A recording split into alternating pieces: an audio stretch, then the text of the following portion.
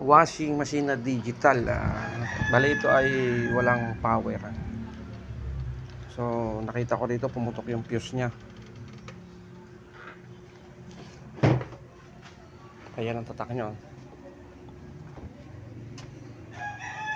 Saan yung fuse?